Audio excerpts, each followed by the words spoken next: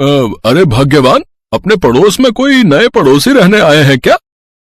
हाँ, आज ही शिफ्ट हुए हैं। पहले वाले पड़ोसी तो बड़े ही खड़ूस थे, ना जाने ये वाले कैसे होंगे। तेरी तो किसी से जमती ही नहीं है यहाँ। इंसानों को परखने की आदत जो है मुझे, जो भी बगल में रहता है वो चुंबक की तरह चिपक ही जाता है यहाँ से।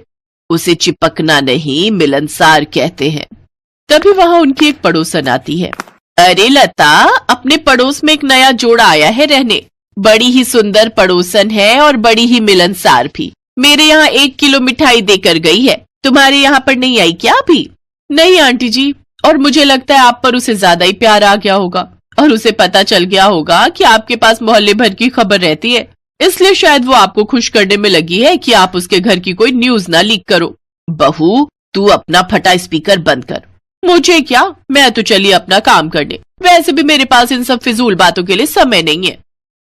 बड़ी बड़बोली है तेरी बहू लता। अच्छा, मैं चलती हूँ। उर्मिला के जाते ही उनकी नई पड़ोसन मायरा उनके घर की घंटी बजाती है। सुनैना जाकर दरवाजा खोलती है। हेलो, मेरा नाम मायरा है और मैं आपकी नई पड़ोसन हूँ। मैं आपके लिए ये मिठाई लेकर आई थी। जी थैंक यू, पर हमें नहीं चाहिए। वो क्या है ना, हमारे यहाँ सभी डायबिटीज के पेशेंट हैं, तो आप इसे ले जाइए, कोई नहीं खाएगा। ये कहकर सुनैना दरवाजा बंद कर देती है। मीठा नहीं खा सकते हैं तो क्या हुआ, नमकीन तो खा ही सकते हैं ना। अगले दिन फिर सुनैना के दरवाजे की घंटी बजती है। सुनैना दरवाजा खोलती है तो सामने मायरा खड़ी होती है। वो आपने कल कहा था ना कि आपके यहाँ मीठा कोई नहीं खाता, इसलिए मैं ये नमकीन यानी कि आलू प्याज के पराठे बनाकर लाई हूँ। इतना कहते ही वो सीधा अंदर आ गई, जहाँ हॉल में लता खड़ी थी। मायरा ने झट से लता के पैर छुए। पैरी पौना आंटी जी, मैं आपकी नई पड़ोसन मायरा। मैं आपके लिए अपने हाथों से आलू प्याज के पराठे बनाकर लाई हूँ। वाह बेटा, सुनैना बहू जा, इनके लिए कुछ चाय नाश्ता ले आ। सुनैना मुंह बनाकर उनके लिए नाश्ता चाय ले आती है। आंटी जी, आप ये पराठे टेस्ट तो कीजिए। हाँ बेटा, जरूर। वाह वाह वाह वाह, क्या स्वाद है इन आलू प्याज के पराठे में। तुम्हारे अंकल आएंगे ना तो मैं उन्हें भी टेस्ट करवाऊंगी। आंटी जी, ये तो थोड़े से ही है, आप इन्हें खा लीजिए, मैं कल और बनाकर ले आऊंगी। अच्छा, मैं चलती हूँ। पैरी पौना आंटी जी। मायरा वहां से चली जाती है। तभी लता सुनैना से कहती है, वाह कितनी संस्कारी लड़की है। आते वक्त भी पैर छुए और जाते वक्त भी, इसे कहते हैं संस्कार। ऊपर से इतने स्वादिष्ट पराठे बनाती है। तो उसे ही बहू बनाकर ले आती ना। हाँ हाँ, मेरे ही कर्म फूटे थे जो तुझे ले आई। ऐसे ही अगले दिन यानी कि संडे वाले दिन सभी घर वाले एक साथ नाश्ता कर रहे होते हैं। तभी उनके दरवाजे की घंटी बजती है। सुनैना दरवाजा खोलती है तो फिर से सामने मायरा खड़ी होती है। वो आलू प्याज के पराठों से भरा डिब्बा लेकर घर में घुस जाती है और सुनैना के सास ससुर के पैर छूती है। लता उसे सबसे मिलवाती है। फिर मायरा सबको अपने हाथ के बने पराठे परोसती है। मायरा का मिलनसार स्वभाव देखकर सब बड़े खुश होते हैं। साथ ही उसके हाथ के आलू पराठे खाकर तो हैरान ही रह जाते हैं। वो सुनैना का बनाया नाश्ता छोड़कर आलू प्याज के पराठे ही खाते हैं। कुछ देर बाद मायरा वहां से चली जाती है। ये सब देख सुनैना जल भुन जाती है। अगले दिन जब सुनैना का पति समीर ऑफिस से घर लौट रहा होता है तो उसे सोसाइटी के बाहर मायरा मिलती है। कैसी है मायरा जी? मैं एकदम परफेक्ट, आप कैसे हैं? मैं भी एकदम ठीक, और कल आपके हाथ के पराठे खाकर तो और भी ठीक हो गया मैं। आपको पता है, आपके हाथों के आलू पराठों की तारीफ तो मैंने अपने ऑफिस में भी की है। वहां तो सब कह रहे थे कि हमें भी टेस्ट करने। ऐसी बात है, फिर तो आपका कल का टिफिन मेरी तरफ से। ओह, थैंक यू सो मच। फिर दोनों हंसते खिलखिलाते हुए सोसाइटी में वापस लौट आते हैं। उन दोनों को साथ देखकर सुनैना जल भुन जाती है। अगले दिन मायरा टिफिन बनाकर समीर को उसके घर देकर चली जाती है। क्या चल रहा है ये सब? क्या कुछ भी तो नहीं, तुम भी ना बेकार की बातें सोच रही हो। मैंने तो बस उसके आलू पराठे की तारीफ की अपने ऑफिस में। अच्छा, उसके हाथ के आलू पराठे तुम्हें बड़े पसंद है, और मेरे हाथों की घी की चुपड़ी हुई रोटी भी कल घर वापस ले आए थे। ऊपर से कह रहे थे कि लकड़ी जैसी है, हलक से नहीं उतर रही। छोड़ो ना वो सब, हटो, मुझे ऑफिस के लिए देर हो रही है। समीर ऑफिस चला जाता है, लेकिन सुनैना सोच में पड़ जाती है। अगर मैंने इस मायरा की बच्ची को नहीं रोका तो ये मेरे घर वालों के साथ साथ मेरे पति को भी अपने कंट्रोल में कर लेगी। नहीं नहीं नहीं, अब मुझे कुछ करना होगा। इसके बाद सुनैना मायरा के ऊपर नजर रखने लगती है। साथ ही उसके पति अमित से भी जान पहचान बढ़ाने लगती है और धीरे धीरे बातों ही बातों में उसकी पसंद की डिश पता करने लगती है। फिर एक रोज मायरा की डोरबेल बजती है। अब इतनी सुबह सुबह कौन आ गया? सुनैना जी होंगी? वो क्यों? दरवाजा खोलोगी तभी तो पता चलेगा। मायरा दरवाजा खोलती है। कैसी हैं आप? मैं आपके लिए ये आपका फेवरेट हलवा बनाकर लाई हूँ, जरा चक्कर बताइए ना कैसा बना है। ओह थैंक यू सुनैना जी, लाइए लाइए। वाह क्या मजेदार स्वाद है आपके हाथों में, वाह वाह लाजवाब। ये देख मायरा को बहुत जलन होती है। अब कुछ दिन तक सुनैना हर रोज अमित के लिए हलवा बनाकर ले आती। ये देख मायरा को अपनी गलती का एहसास होता है। आई एम सॉरी सुनैना, मुझे अब अपनी गलती का एहसास हो चुका है। अब मैं समझ गई हूँ कि अब से मैं तुम्हारे घर नहीं आऊंगी, अब तुम जाओ यहां से। और इस तरह सुनैना की थोड़ी सी चालाकी से मायरा की अकल ठिकाने आ जाती है और उस दिन के बाद वो कभी भी सुनैना के घर आलू प्याज के पराठे लेकर नहीं जाती।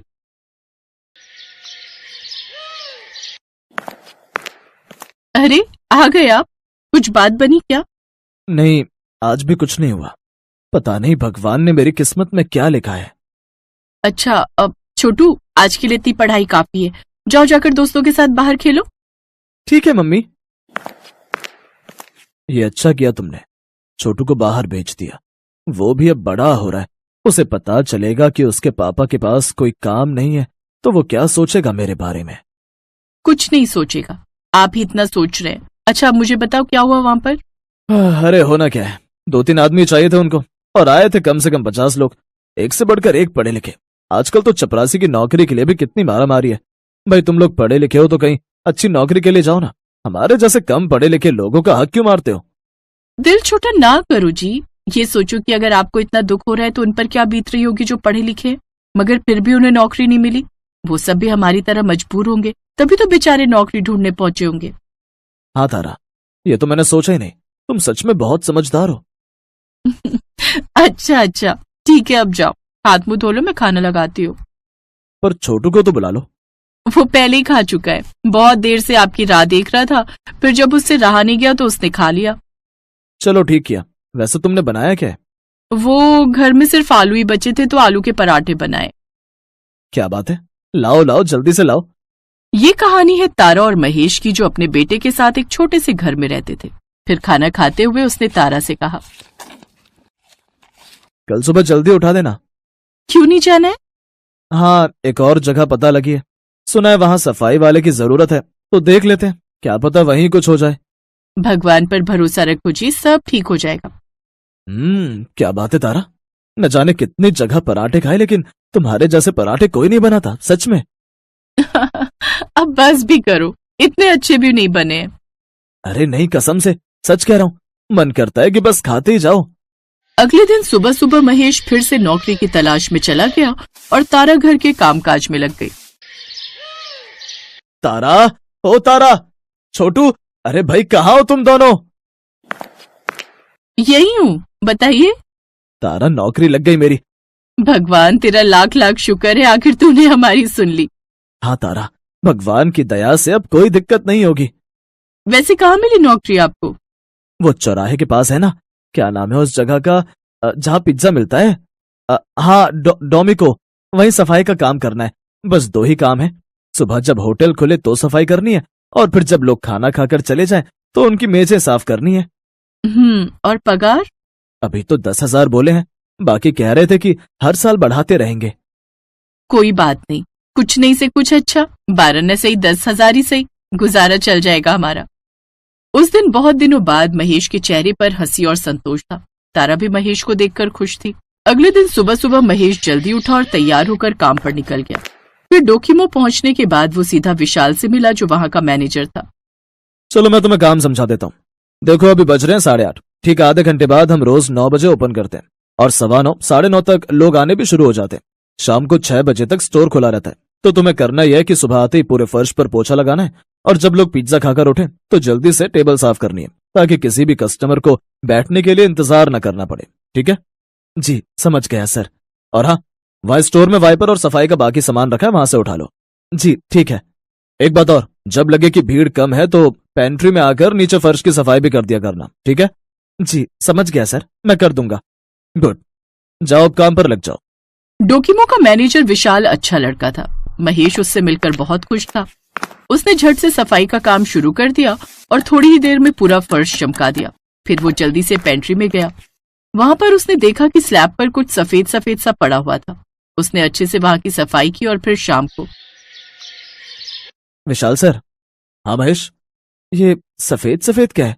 इसका क्या करना है? फेंक दूं या फिर कुछ काम का है? अरे इसे फेंकना ही पड़ेगा। इसे चीज कहते हैं, ये दूध से बनता है। इसे पिज्जा में डाला जाता है। तो ये नीचे क्यों पड़ा है? अरे जब पिज्जा में डालने के लिए चीज के बड़े बड़े टुकड़ों को ग्रेट करते हैं, हिंदी में क्या बोलते हैं उसे? हाँ, जब चीज को कद्दूकस करते हैं तो थोड़ा बहुत इधर उधर फैल ही जाता है। तो सर इसे पिज्जा में इस्तेमाल नहीं कर सकते? कर तो सकते हैं, अगर साफ जगह पर फैला हो तो। फर्श पर गिरा हो तो इस्तेमाल नहीं कर सकते ना। जी जी वो तो है। चीज जैसी भी कोई चीज होती है, ये सीधे साधे महेश ने पहली बार जाना था। लेकिन उसका स्वाद कैसा होता है ये अभी भी उसे पता नहीं था।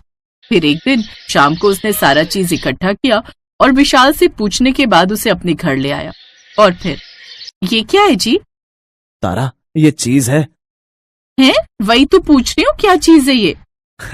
अरे इसे चीज कहते हैं। ये पिज्जा में डलता है, दूध से बनता है ये। अच्छा, तो हम इसका क्या करेंगे और कितने पैसे खर्च कर दिए आपने इस पर? ओहो, मैंने खरीदा नहीं है, होटल से लेकर आया हूँ। तुम कुछ देखो ना, इसका कुछ बना सको तो। तारा उसे लेकर रसोई में गई और उसे अच्छी तरह से देखने लगी और एक बढ़िया पराठा बेलकर तैयार कर लिया। पराठा बहुत ही मोटा और गद्देदार सा बना।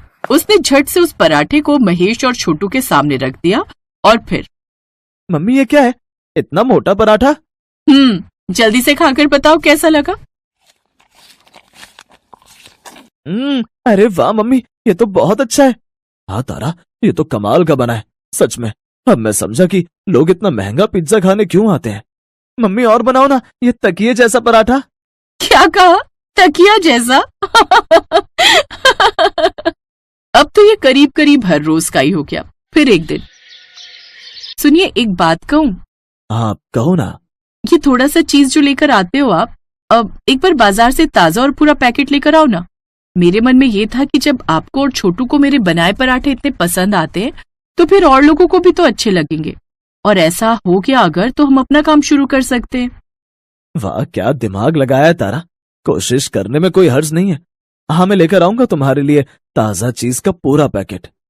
महेश तारा के लिए बाजार से चीज का पैकेट ले आया और फिर प्रभु का नाम लेकर तारा ने एक ठेले पर अपने चीज पिलो पराठे बनाकर बेचने शुरू कर दिए। धीरे धीरे तारा के ये खास पराठे खूब बिकने लगे। पहले ठेले से किराए की दुकान हुई, फिर अपनी दुकान भी हो गई। विशाल सर। अरे महेश, तुम कितने टाइम बाद देखा तुम्हें। मैं कुछ दिनों की छुट्टी पर गया था, तुमने तो नौकरी छोड़ दी। अब क्या कर रहे हो वैसे? अब अपना काम कर रहा हूँ सर, तारा के चीज पिलो पराठे। क्या बात कर रहे हो महेश, ये दुकान तुम्हारी है? अरे इन खास पराठों के बारे में तो हर कोई बात कर रहा है। सोशल मीडिया पर भी देखा मैंने, कई लोगों ने यहाँ के चीज पिलो पराठा के बारे में बताया और दिखाया है। कमाल कर दिया भाई तुमने और तुम्हारी पत्नी ने। मैं वैसे भी बहुत दिनों से सोच रहा था इस खास पराठे को ट्राई करने के बारे में। तो चलिए ना सर, मैं आपको अभी खिलाता हूँ। इसके बाद विशाल ने भी तारा के बनाए खास चीज पिलो पराठे को चखा और फिर, सच महेश, जितना सुना था इन पराठों का स्वाद तो उससे भी बढ़कर है। ऐसा करो, 4 पराठे पैक करवा दो मेरे लिए। और एक बात और, अगर अपने होटल के लिए तुम्हें कभी मैनेजर की जरूरत हो तो प्लीज मुझे जरूर याद करना।